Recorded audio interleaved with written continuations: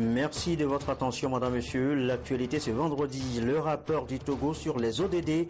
Il vient d'être présenté à New York au forum de haut niveau consacré justement aux objectifs du développement. Le compte rendu en début de journal. La Chine et le Togo, l'entente cordiale désormais dans le transport aérien. Les deux pays ont signé un mémorandum ce vendredi. Les précisions tout à l'heure. Enfin, ça y est, Donald Trump, officiellement désormais candidat républicain à la présidentielle américaine. Il a prononcé son premier grand discours hier soir. Il promet de porter haut les couleurs de son parti. Voilà, madame, messieurs, le sommaire, bienvenue. Voici le journal. Bonsoir à tous. On commence par ces entretiens à la présidence de la République. Monsieur Félix Bikpo, reçu par le président Faure Gnassingbé ce vendredi, le directeur exécutif du Fonds africain de garantie, Fongari, est allé informer le chef de l'État de l'acquisition de parts d'actions par son institution. Les discussions ont porté sur les opportunités y afférentes. Saturnin Epi, lui, le représentant résident de l'UNEPI au Togo, était également dans les bureaux du chef de l'État. Les précisions au micro de Ramdan Bassina. Nous sommes arrivés à informer le chef de l'État de l'acquisition qui a été faite par l'African Guarantee Fund, du Fongari, comme vous savez, depuis décembre 2015. Le Fonds Africain Guarantee a acquis près de 81% des actions du Fongari. Et on ne pourrait pas faire ce type de transaction sans venir officiellement informer le chef de l'État de notre arrivée et surtout des possibilités que nous allons offrir désormais à notre région, l'Afrique de l'Ouest et surtout au Togo, qui est notre pays de résidence. Le président de la République m'a fait l'honneur et le privilège de le rencontrer ce matin. En termes de contenu de nos échanges, nous avons parlé des programmes que le Fonds des Nations Unies pour la population, UNFPA, en appui aux efforts du gouvernement togolais, soutient dans différents domaines. Le domaine dont nous avons principalement parlé est celui de la réduction de la mortalité maternelle.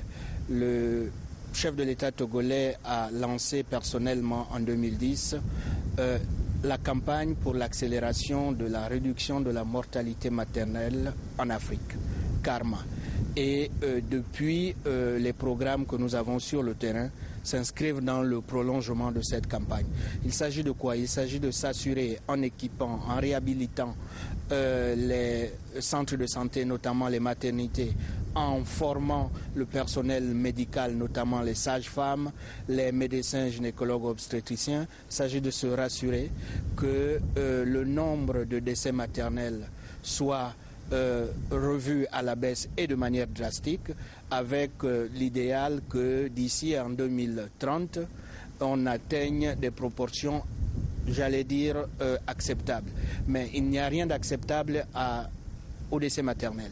Une femme qui meurt en donnant la vie est inacceptable comme résultat. Donc nous nous employons au niveau du Fonds des Nations Unies pour la population à soutenir les efforts du Togo dans ce sens. Nous avons également parlé du rôle important de leadership et de positionnement que le Togo en tant que pays joue au niveau international, que ce soit pour ce qui concerne les affaires, j'allais dire, du système des Nations Unies, comme l'actuelle présence du Togo au sein du Conseil des droits de l'homme, que ce soit également pour ce qui concerne la diplomatie et dynamique du Togo au service du développement. Voilà l'apanage des questions que nous avons évoquées, avec une fois de plus l'honneur que m'a fait le chef de l'État togolais. Et voilà les audiences du chef de l'État ce matin. Et je signale que FAGAS, le Fonds africain de garantie et de coopération économique, a tenu ce vendredi à Lomé la 8e session ordinaire de son Conseil des gouverneurs. On en parle dans un instant. Direction d'abord New York au Forum des Nations Unies sur les ODD. Le Togo y est présent, représenté par le chef du gouvernement. Il vient d'ailleurs, le Togo, notre pays, de présenter son rapport, le compte-rendu de Isidore Koubatine au siège des Nations Unies. Multilatéral consacré au suivi et à la mise en œuvre des objectifs du développement durable après son adoption en septembre 2015 en Assemblée générale. Au siège des Nations Unies à New York, 22 pays volontaires, dont le Togo, ont répondu présents à l'initiative du Conseil économique et social des Nations Unies pour présenter leur rapport sur l'état d'avancement de l'intégration des ODD dans les instruments nationaux de planification du développement. Pour le compte du Togo, c'est le chef du gouvernement, Silom Komi Klassou, qui s'est prêté à l'exercice devant cette assemblée de pays volontaires. En ce qui concerne les instruments de planification du développement qui prévalent au Togo, il s'agit des documents successifs de stratégie de réduction de la pauvreté ou des politiques sectorielles. Ils sont tous fondés sur la stratégie nationale de développement basée sur les OMD pour la période 2006-2015. Ce qui signifie qu'il intégrait déjà un grand nombre de principes adoptés par l'agenda 2030, notamment le principe de l'inclusion qui se manifeste entre autres par la participation de tous les acteurs à la conception et à la mise en œuvre des stratégies, mais aussi par la nécessité de tenir compte des dimensions économiques, sociales et environnementales du développement durable. En outre, le gouvernement s'est doté d'une stratégie nationale de développement durable pour renforcer la prise en compte de la composante environnementale, puis d'une stratégie de croissance accélérée et de la promotion de l'emploi SCAP pour la période 2013-2017. De plus, avec la création du Fonds national de la finance inclusive, le Togo est en train de lever progressivement le défi de l'exclusion financière en proposant des services financiers adaptés aux jeunes, aux agriculteurs et aux couches les plus pauvres et les plus vulnérables. Par ailleurs, le gouvernement a investi massivement ces dernières années dans les infrastructures portuaires, aéroportuaires, routières, énergétiques et dans les technologies de l'information et de la communication pour favoriser une accélération de la croissance. Il en est de même pour les secteurs porteurs de croissance comme l'agriculture et les services qui sont plus proches de la sphère des pauvres. Il résulte de tous ces efforts une réduction notable de l'incidence de la pauvreté qui est passée de 61,7% en 2006 à 55,1% en 2015. Malgré ces résultats enregistrés, les défis de développement au Togo restent importants et nécessitent de nouvelles approches en matière de développement. En attendant la finalisation de l'adoption du PNDD, le gouvernement poursuit ses efforts dans la mise en œuvre de projets phares visant à ne laisser personne pour compte. C'est ainsi que, face aux défis et enjeux nationaux d'une part, et tirant les leçons de l'analyse des causes de la pauvreté en vue d'accélérer l'inclusion sociale à la base d'autre part, le président de la République, son Excellence M. Faure Eswazina Gnassingbé, a placé le quinquennat actuel 2015-2020 sous le sceau du mandat social. Aussi, le gouvernement, avec l'appui technique du PNUD, s'est-il engagé en 2016 dans un vaste programme d'urgence de développement communautaire, PUDC, initié par le chef de l'État, qui vise l'amélioration significative et concrète des conditions de vie des populations vulnérables vivant dans les zones peu ou mal desservies par les infrastructures et services socio-économiques de base et la réduction des inégalités sociales dans notre pays. Comme on peut le constater, le PUDC, dont l'approche est basée sur la définition d'actions concertées avec la population, constitue un véritable outil destiné à contribuer efficacement à l'atteinte des ODD. L'objectif premier des Nations Unies en organisant le forum politique de haut niveau sur les ODD est d'œuvrer pour l'avènement d'un monde qui accorde une importance cruciale à l'humanité, à la prospérité et à la paix à travers l'adoption du programme de développement à l'horizon 2030. Dans cette optique, le Togo compte poursuivre les efforts déjà engagés en la matière à travers la mobilisation des ressources, aussi bien à l'interne qu'à l'externe. Et à New York, en marge de ce forum, le Premier ministre reçoit, s'entretient avec différentes personnalités. Le cas ici, vous allez le voir, avec Ségolène Royal, la ministre française de l'Environnement, de l'Énergie et de la Mer. Elle s'est exprimée au sortir de cette audience avec le chef du gouvernement. Très fructueux et très intense, qui a porté sur plusieurs sujets.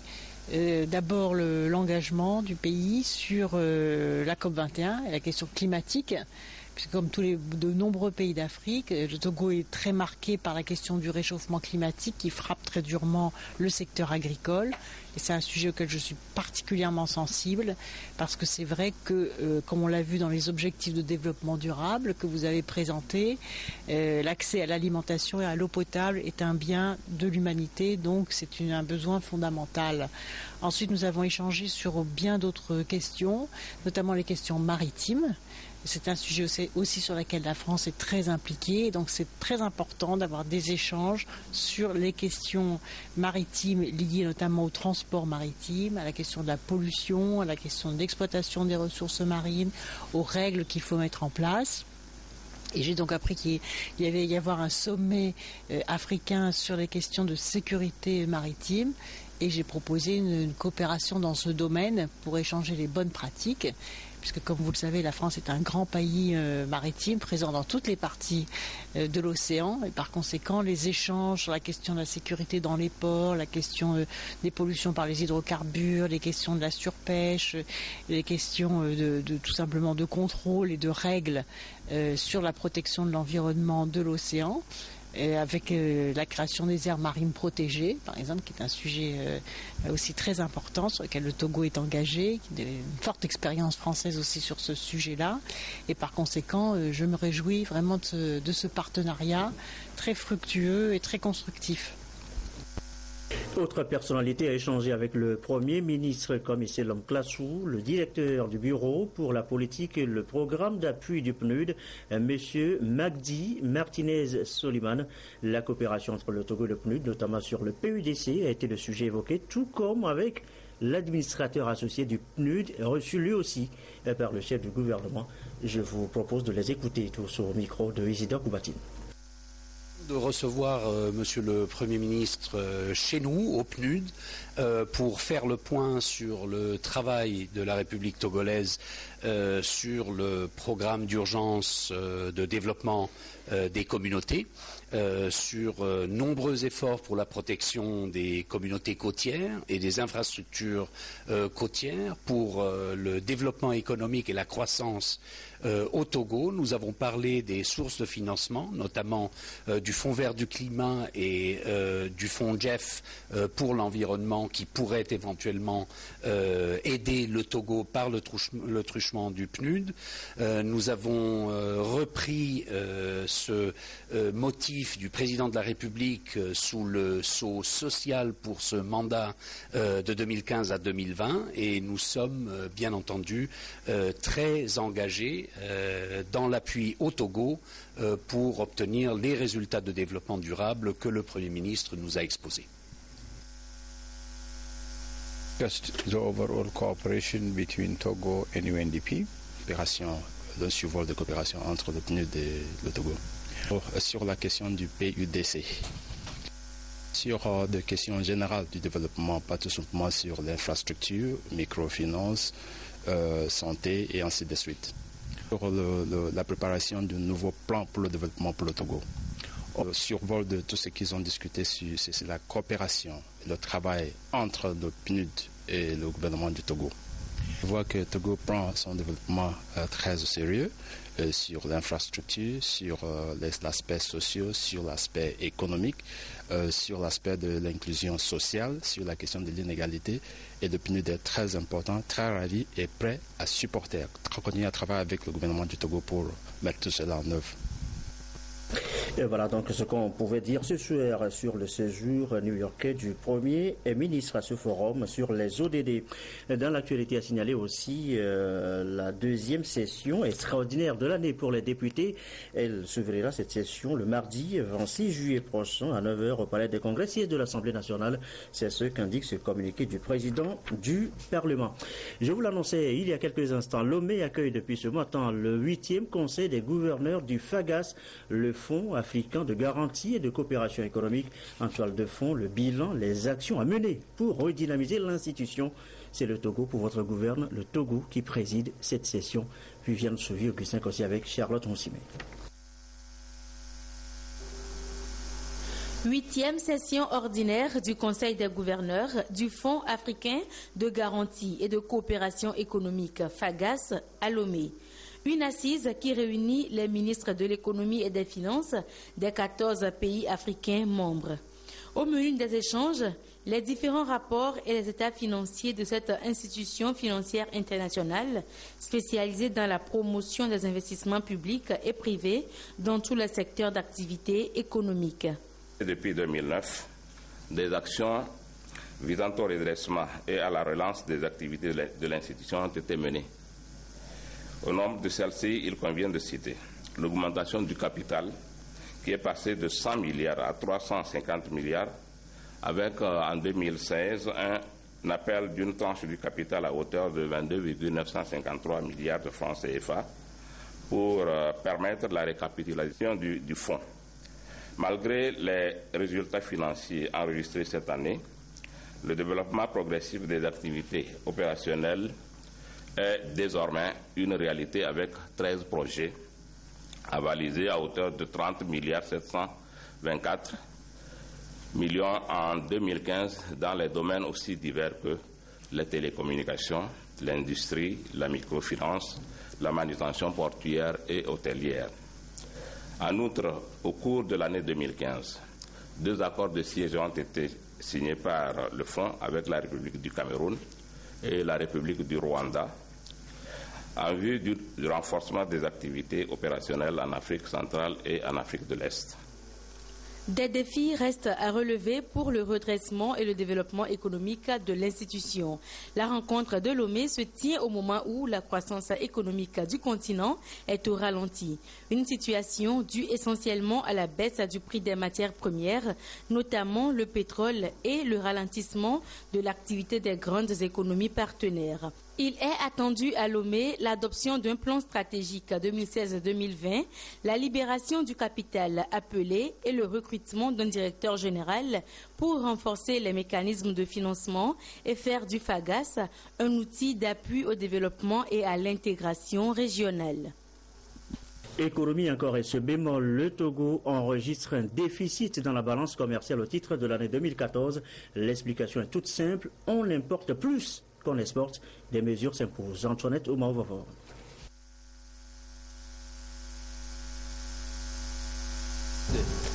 La balance commerciale au titre de l'année 2014 est déficitaire. C'est ce qu'a annoncé la Banque centrale des États de l'Afrique de l'Ouest lors de la diffusion des comptes extérieurs du Togo. La balance des paiements, quant à elle, a également enregistré un déficit de 76 490 millions contre un excédent de 41 570 millions en 2013, ce qui montre que le Togo importe plus qu'il n'exporte. Et pour inverser la tendance, nous devons exporter plus. Pour exporter plus, nous devons produire plus. Et à cet égard, c'est tous les Togolais qui doivent travailler plus, du paysan qui doit produire plus, et puis des agents économiques qui doivent aussi produire et exporter.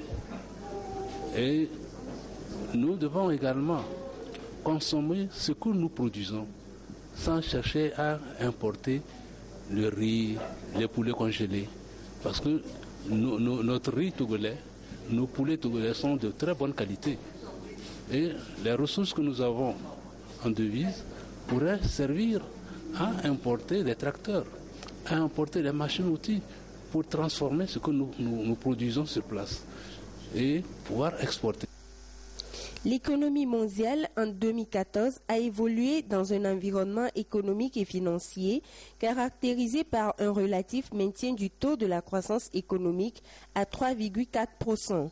Au niveau national, la situation économique a été marquée par la poursuite des grands travaux de réhabilitation des infrastructures routières, la construction de la nouvelle aérogare, le port avec la DARS et le 3e quai. Le secteur agricole a connu un essor grâce au PENIASA. Un retour sur investissement contribuera à hisser le Togo sur la voie de l'émergence. Il est 20h19. Nous vous l'annoncions hier déjà. L'entente cordiale entre le Togo et la Chine, actée ce matin dans le transport aérien. Les deux pays ont signé un mémorandum ce vendredi. Les précisions de Komo Boyode. Par cet acte, le Togo et la Chine renforcent leur partenariat aérien. Les compagnies des deux pays pourront désormais opérer librement sur toutes les routes aériennes de l'espace concerné sans limitation de fréquence ni de capacité. La Chine et le Togo s'offrent ainsi de nouvelles perspectives en matière de transport aérien. Grâce à cette coopération, nous avons eu à moderniser les infrastructures de l'aéroport international Gnassingbé Adéma avec la construction d'une nouvelle aérogare. Et c'est la phase 1 des travaux, donc dans le cadre de la phase 2 qui a démarré récemment. Nous sommes sur l'aéroport international de Niamtougou pour également moderniser les infrastructures là-bas et surtout procéder à l'allongement de la piste pour la mettre aux normes de l'Organisation de l'aviation civile internationale. Et la Chine s'est engagée à construire un centre de formation des pilotes et du personnel aéronautique de base, à mettre en place un centre de maintenance d'avions à Niamtougou. Donc, il fallait un préalable. La signature de ce mémorandum d'entente constitue donc une avancée significative et stratégique dans les relations entre les deux pays. 两国的经贸合作也成绩斐然了。中国正在推向全面的深化改革。L'amitié sino-togolaise est profonde et solide et de date de loin. Nous avons une coopération commerciale marquante entre tous les deux pays. La Chine est la première grande partenaire commerciale coopérative de la République togolaise. Actuellement, Togo se trouve dans la période de la réforme économique avec la grande envergure. La Chine est aussi en train de se renouveler profondément et complètement. L'aspect de stagiaire de développer sino-togolais se rassemblait beaucoup. L'économie se complète fortement. La perspective de la coopération est vaste. La propriété économique sino-togolaise va donner une base solide à la coopération aéronautique. Ces lignes aériennes qui vont bientôt se créer entre les deux pays permettront à coup sûr un développement harmonieux du transport aérien au grand bien des peuples chinois et togolais. À l'occasion, les deux parties ont-elles paraphé les accords. L'enseignement maintenant, désormais des inspections systématiques pour les établissements privés. Le gouvernement se donne les moyens, l'annonce a été faite ce vendredi. Le ministre Broum rencontrait les directeurs de ces établissements privés. Edem Sossouko.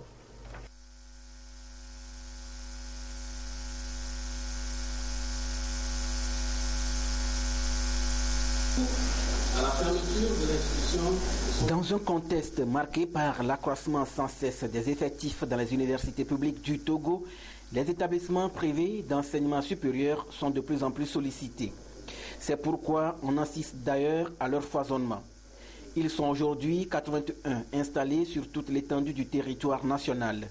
Le gouvernement y adhère et encourage un partenariat public-privé dans le secteur, mais il exige le respect des normes selon les référentiels du CAMES.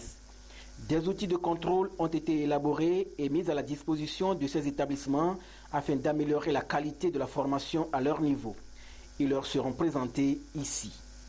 Les établissements qui ne sont pas en règle seront sanctionnés, voire fermés. Le gouvernement ne va pas lésiner sur les moyens pour faire en sorte que nous arrivions progressivement à des normes standards académiques, des normes internationales qui assurent la qualité de la formation de la jeunesse. Il y a des normes, par exemple, concernant le cadre, l'encadrement pédagogique. Ceux qui doivent donner des formations, ils doivent remplir certains critères liés à leurs compétences, à leur titre. N'importe qui, par exemple, ne peut pas former des gens en master. Vous dites que vous avez une école d'aéronautique. Quels sont les outils d'aéronautique que vous présentez aux étudiants pour qu'ils maîtrisent le secteur? Si vous faites une formation professionnelle, Quels sont les stages que vous garantissez? C'est la mise en œuvre d'un grand chantier d'assainissement et de normalisation de l'enseignement supérieur. Les outils d'inspection qui seront suivis de près par la brigade de contrôle sont la fiche d'inspection, de cotation, de décompte et le manuel de procédure. Le Conseil des établissements privés d'enseignement supérieur a jugé la démarche évidente. Je sais qu'il y en a à peu près 60, une soixantaine qui sont agréés, les autres sont en cours d'agrément. De toute façon, toutes ces écoles sont concernées parce que nous devons travailler ensemble de concert pour toute la nation. Donc il ne s'agit pas de prendre certaines écoles, mais le ministre a été clair. Les écoles qui ne rempliront pas les conditions basiques seront purement fermées. D'autres seront suspendues temporairement, le temps qu'ils se mettent à la page. Bon, en tout cas, nous avons pris nos notes et nous sommes déterminés, comme je le dis, à accompagner l'État, parce qu'au CPS, le bureau exécutif met tout en œuvre pour que justement cette approche qualité vraiment soit au rendez-vous.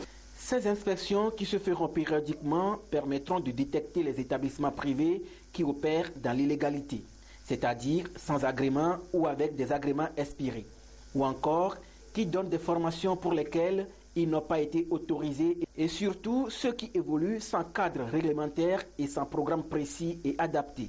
Ici, il a été demandé aux directeurs et fondateurs de ces établissements d'orienter leur offre de formation vers les filières porteuses d'emploi.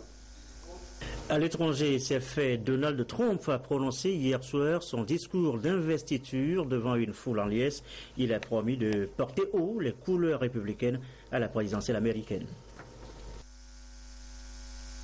Un grand show au cours duquel le candidat Trump s'est voulu présidentiel, voire solennel. Une image plus polissée, certes qu'à l'accoutumée, mais il y a chez lui des penchants naturels, voire des obsessions, à commencer par la sécurité. Le crime et la violence qui affligent notre pays aujourd'hui vont bientôt, très bientôt, prendre fin. La sécurité a occupé la moitié de son discours. Selon lui, l'Amérique vit sous le chaos permanent. Quant à la menace extérieure, il l'attribue à ses meilleurs ennemis, Barack Obama et Hillary Clinton.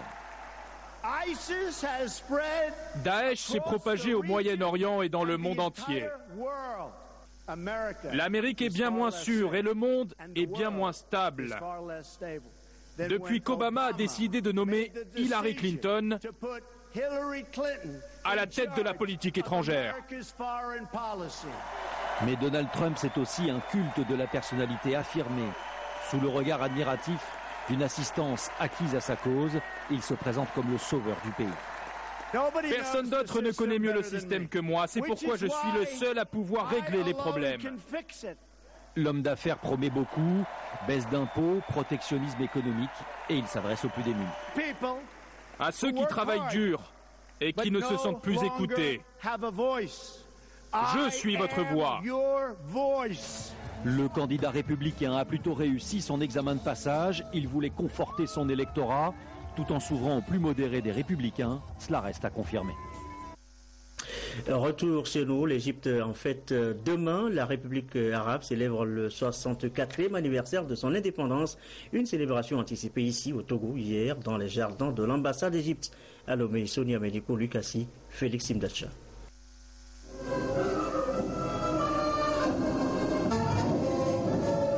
Le 23 juillet 1952 naissait la République arabe d'Égypte après 110 ans de colonisation par les Anglais. À l'occasion de la commémoration du 104e anniversaire de cette indépendance, membres du gouvernement, corps diplomatique responsable des institutions de la République se sont rassemblés autour de l'ambassadeur d'Égypte au Togo. L'Égypte se positionne sur l'échiquier continental pour le bien de la coopération sud-sud. L'Égypte était et restera le pays de la civilisation, de la paix, de l'histoire, de la tolérance, de l'amour. Maintenant, la nouvelle Égypte est tournée vers la démocratie, l'égalité, le développement, la jeunesse, l'efficacité, la coopération avec l'Afrique dans le but de coopération sud-sud gagnant, gagnant et d'égal égal. Elle n'est sans doute que cette coopération avec l'Afrique est une longue histoire et l'exemple vivant est celle entre l'Égypte et le Togo. Notre identité et affiliation africaine sont sûres et irréfutables. De Gamal Abdel Nasser en 1952 jusqu'à Abdel Fattah al-Sisi en 2016, le peuple égyptien, par sa bravoure et ses sacrifices, a su écrire et façonner son histoire, ce qui lui a permis de nouer de bonnes relations de coopération et d'amitié avec plusieurs pays africains, dont le Togo. Des relations au beau fixe, saluées ici par le ministre togolais des Affaires étrangères, de la coopération et de l'intégration africaine. La commémoration de ce 64e anniversaire représente également l'occasion pour nous d'apprécier les relations qui unissent nos deux pays depuis maintenant plus de 56 ans. Et à travers toutes les actions que l'Égypte a entreprises pour le Togo, je ne peux que me féliciter. Le Togo reste disposé à poursuivre cette coopération spécifique en vue d'offrir des bases solides au continent africain dans la lutte contre la piraterie maritime et la garantie d'une exploitation des richesses des espaces maritimes orientée vers le développement de tout le continent africain.